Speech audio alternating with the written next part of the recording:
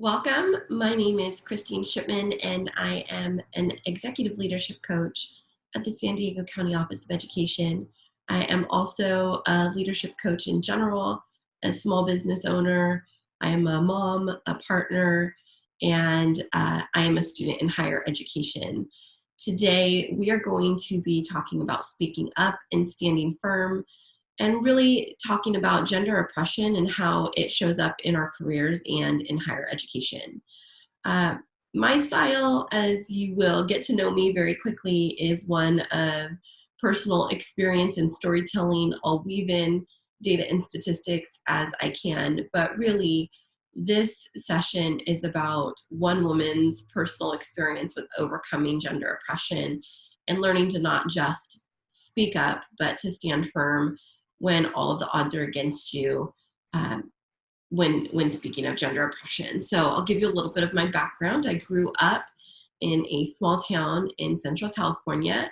My parents are in a biracial marriage. They have been married almost 50 years, but I grew up with a feeling of otherness, not only as being a female, but as being a female that is an ethnic minority, being of Latinx descent. In my little town, there were not a lot of little girls that looked like me. Um, and those that were classified due to us being in an agriculture town as being children of farm workers, which we were treated differently. And so that was my lived experience in walking through school. And I found myself from a very early age really thriving and achieving. And yet, as I progressed through elementary school, I would typically be called things like teacher's pet because I did seek the affirmation from my teachers and really did want to excel and really did want to realize that I was doing a good job in that. I guess the bigger picture is that I fit in. And that's something that I carried with me through my elementary school experience. It's interesting to me how so many women face gender oppression or discriminatory types of actions at such a young age. I was on Facebook, the very scientifically based Facebook, and I was reading a post from a friend recently that was asking the question of our earliest memories of any type of discriminatory or gender oppressed types of behavior that were levied against us. And so I reflected on that, and I remember in seventh grade, I was struggling in science. I had conditioned myself to believe I was not the science girl. And I just really couldn't wrap my head around some of the concepts. And I was staying after class trying to seek help from the teacher. And grades came time. It came time for report cards to come out. And my teacher, white male teacher, asked to meet with my mother. So I remember being super nervous because my mom was going to meet with all of my teachers just at the end of the quarter, and just typical student-teacher conferences.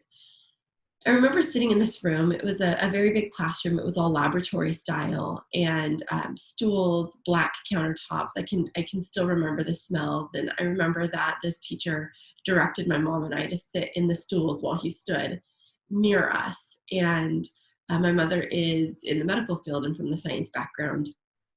And so she was asking specific questions because she knew that I was struggling with some of the content. And I remember her saying, "What's it going to take for my daughter to find success in your class?" And this teacher looked at my mom and said, "Well, your daughter is not an A student. But if you were to come to me crying, saying my baby girl isn't going to be successful in your class and she's going to fail middle school unless you give her an A, then I'll consider it." And that moment has stuck with me for almost 20 years as I step back and I look at the impact of gender oppressed type of behavior, aggressive types of behavior by men in power towards women and young women at a formative age and how that can impact us. And right then was like the origin of the story of me feeling as an imposter in my own life.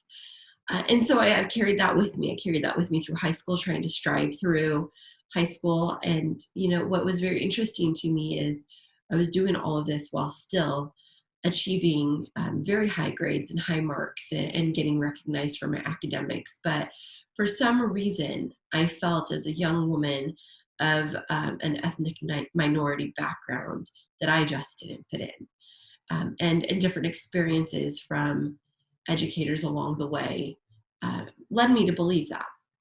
Now, this is not a teacher bashing session, because what did I end up doing with my life? Well, once I graduated from high school and I was soul searching on what I wanted to do, I wanted to focus on ensuring that no student had an experience like me. So I went into the very noble profession of teaching, and I found myself to be very successful in it. I excelled. I was, in my second year of teaching, named the department chair of my department. And I remember leading my first department chair meeting as a 23-year-old in a group of individuals that were much older than me. And one of the male teachers that was very veteran pulled me aside at the end, and he said, "Who do you think you are leading this group? You don't know anything. And I'm not going to listen to you. This isn't new. You're going to be gone, and it's going to go back to status as normal." And I paused for a moment in that moment, and I just asked myself, what is it that I want to be my legacy? And so I decided for the first time to speak truth to power. And I said to that teacher, that male teacher, I said, "While I hear what you're saying, I'm not going anywhere. And our students deserve better. So I'm going to keep leading this group. And it's my sincerest hope that you're going to continue to show up. And that at the end of this, we're going to create something really beautiful that changes things for kids." And for the first time, I saw this man pause in his footsteps. And he said, "Well, you're going to have to walk it out, and we'll see." I'd like to say that that's one of my great success stories of my career, that this gentleman actually ended up becoming one of my closest friends over the course of my career, and it changed his teaching practice. But what it required of me is speaking truth to power in a way that could be heard. And that didn't mean shifting who I was as an individual, but what it did mean was understanding the context, speaking to him, and then standing firm. I think that sometimes as women, we like to speak up in incidental occurrences of injustice. And what I have learned over time is that this is not a soundbite type of battle. We do not get to just speak our truth and then walk away. I'd like to say that that was my last experience of confronting gender oppression in the workplace, but it's not. As a young Latina woman in a profession that is dominated by individuals that are much senior to me, I've experienced promotion at a much more rapid rate. I was in the classroom for a couple of years, then I was tapped on the shoulder to move into a site leadership position. I was then, shortly after, due to that success, asked to go to a school that was on the verge of state takeover and help with a school turnaround. And again, I faced gender oppressive types of behavior. I was frequently asked about my age, asked if I actually had a teaching credential. People wanted to know if I had the street cred, and that was the term that they used, to be able to follow me. And what it took from me is consistently walking out my mission. And my mission has been to disrupt the norm. Since a young age, I have felt a deep calling to change the tide as it relates to the experience of women as in gender oppressive types of situations. And I didn't really know what the extent of that would have been until the last 6 weeks of my life. I come to you very emotionally raw today. It's been a very difficult battle for the last couple of days. But I made a decision just about 3 years ago to really face my imposter syndrome, this feeling of I'm not good enough, and I don't belong here, by applying to a doctoral program at an elite university. And I have been enrolled in that for about 2.5 years now. I'm entering my third year, the home stretch, 2 more semesters. And over the course of this experience, it has been very interesting to me how the differing personalities play out by professors in the classroom, how we speak of diversity and equity, and the very next semester are faced with a misogynistic, male chauvinist type of professor. Now, I don't hate men. I don't want that to be the story here. But I do feel that based off of my experiences, I've become a little bit more conditioned to recognize it. Prior to applying to this university, I had made the decision, the very difficult decision about 5 years ago, to step out of an emotionally and physically abusive marriage. And in that experience, I felt so beat down that I really didn't know who I was. I didn't know what I stood for. I had become conditioned to accept that that type of hurtful and demeaning behavior was what I was worthy of. And breaking free from that, I did some deep work to be able to understand who I am in my identity, and that is as a warrior, that is as a woman, that is a fierce female. And so I stepped into this doctoral experience as a different individual, as a woman who was making the decision to directly confront imposter syndrome and to use this program to help me hone my skills in being able to speak to gender oppressive dynamics in the workplace and ultimately in higher education. But again, the last 6 weeks have really challenged that for me. I enrolled in a class earlier this semester, and immediately I knew that this was going to put me to the test. I was engaged in a class with a professor who found it very much his job to remind the women in our class that he was of superior intellect and intelligence. And I started to challenge it in subtle and nuanced ways, because that's the thing with gender oppression and power dynamics. Back in the 1950s and 1960s, the research shows that it was overt types of oppressive dynamics where women were excluded from the workplace. But as we have evolved into 2020, that gender oppressive dynamic has become very subtle and nuanced to where it is more akin to the concept of gaslighting, where a woman is made to feel as if she's crazy, as if is this really happening to me? Am I the only one? It's isolating, and it is gradual in its intensity. And that was my exact experience. This male professor began to make me doubt reality. When I started to speak up and speak truth to power, would make demeaning comments to me, but not through writing. It would be through a phone call, so that there was no trace of it. And I sat with it for weeks, and I would talk with some of my female classmates, and we would ask, are we crazy? I've had a 3.0 in this program. Am I really a fake? Maybe I need to stop. Maybe I need to, take a break from schooling, and I need to get my head together. And then I realized that it wasn't us. It was gender-based gaslighting that had started to permeate our classroom. And so then I decided to speak up. I spoke up, and I used my voice to speak against this professor. And I did it in a professional manner, but then all hell broke loose. It became that I was a horrible student, that I didn't have the expertise to back up who I really said I was. This individual went into my social media profile and looked at my background and used it against me. And at that moment, I had to make a decision, because this man went from insulting my intelligence to demonstrating that he would do whatever it takes to use his power over me until I complied. And that was when I made the decision, the very difficult decision, to stand firm and to do whatever it took to tell this man that he didn't have the right to treat me or any other woman like this. And so this was all in the midst of the intense racial dynamics that our nation was facing following the release of the George Floyd video and his tragic and unnecessary and violent death. And so I spoke up.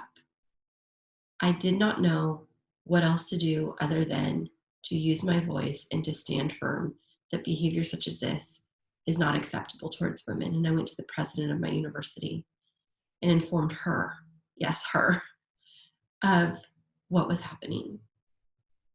And the response came, an investigation started, and the behavior amplified, because that is what can happen when we speak up.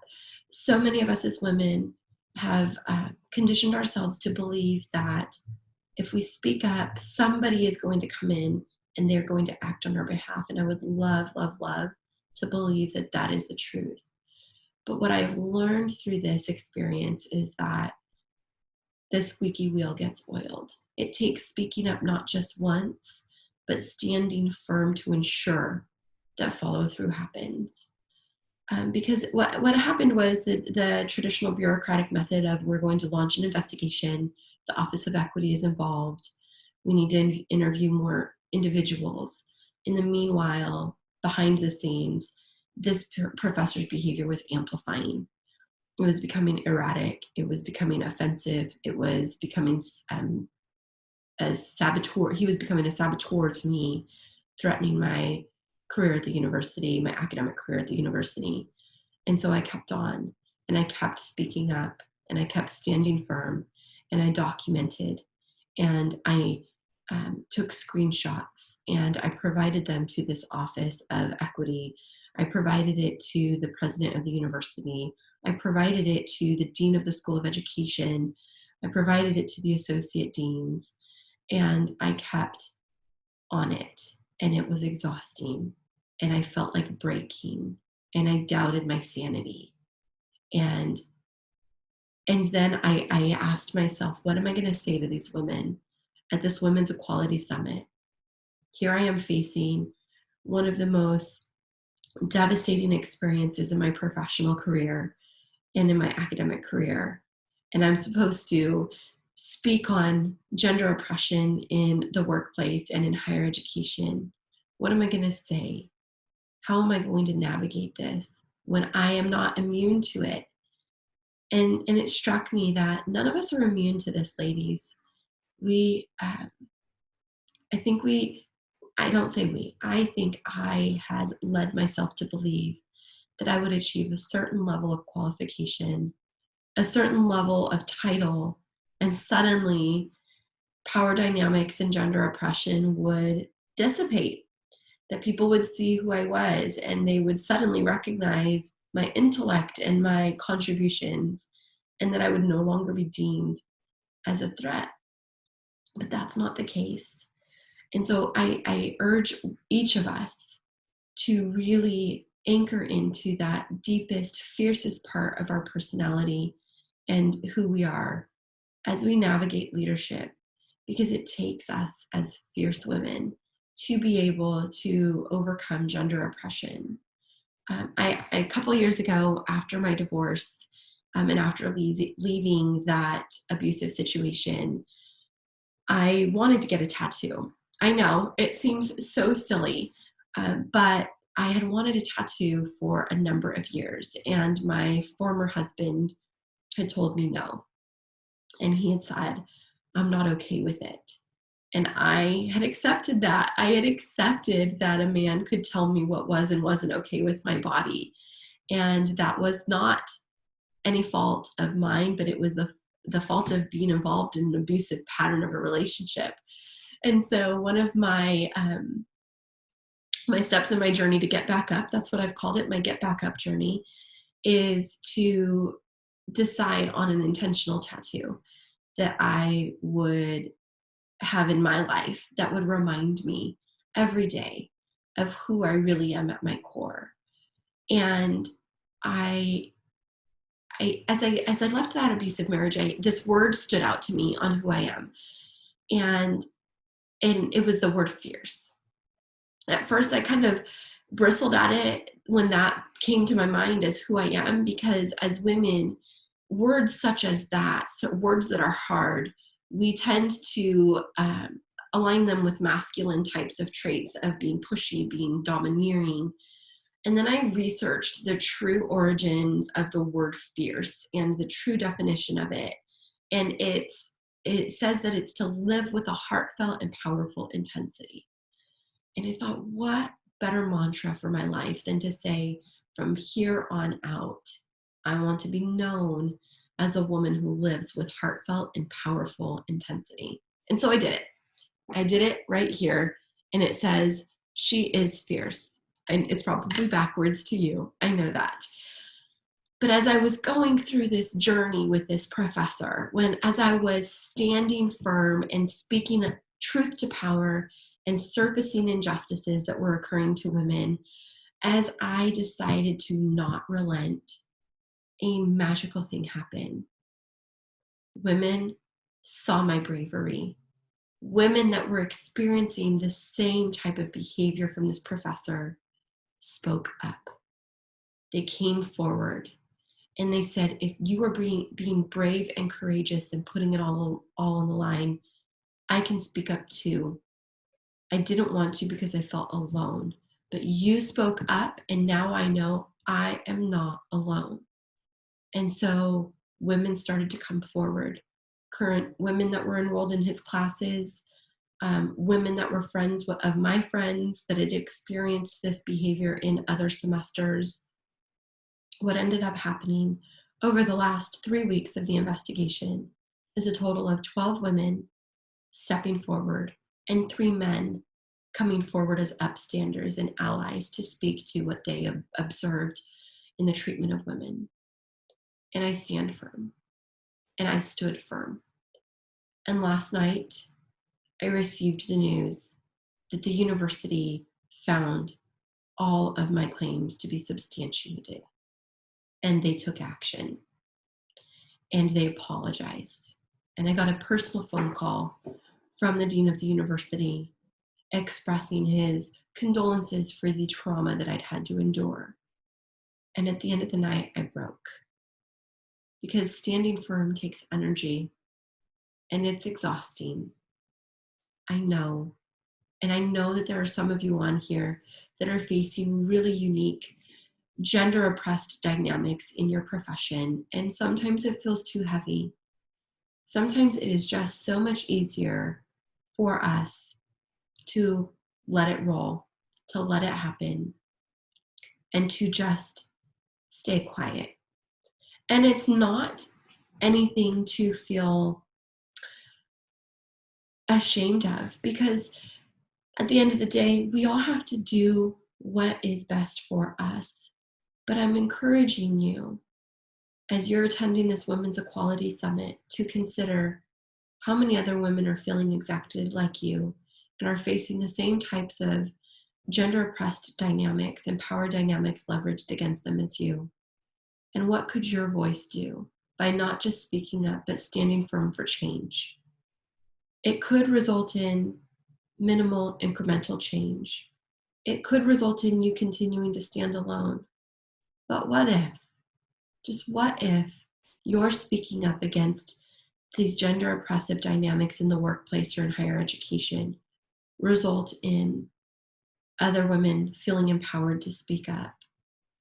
You see, what we don't realize is that for those of us that feel called to speak up and to stand firm, it gives permission for others to learn how to use their voice. Not every woman has come to the point of being able to face imposter syndrome head on, and that's okay. But we have the power to create the conditions for other women to be able to speak up too. I'm reminded of the Me Too movement specifically, and how in that it really was one woman speaking up that opened up the floodgates. And I remember this playing out in the media and people saying, well, why all of a sudden are so many women coming forward? It's because it's like that final crack in the dam. It's that finally getting through. It's like when one woman finally gets through to a senior level of leadership, it lets others know it's possible. Until then, Sometimes we just settle for thinking that this is just my lot in life. This is what I was, this is why, this is what I have to go through because I'm a woman. We tend to believe these oppressive types of dynamics are acceptable, that maybe it's just what it's meant to be. But what happens when one of us speaks up and then continues to speak up and stand firm is that it shifts the narrative. It shifts away from a hegemonic culture, a white male hegemonic culture of leadership and dominance and power dynamics. And it takes a little bit of that power and it gives it to a woman who's then able to speak that truth to power to disrupt the norm. And so that's really what I would encourage each of you to consider, is how in your personal and professional life, you can take that one element of speaking truth to power and helping to take your power back so that it can help to restore power to other women in leadership. Thank you so much for letting me share my story and for letting me speak my truth of how standing firm has helped me to really confront my own feelings of imposter syndrome and take back my power.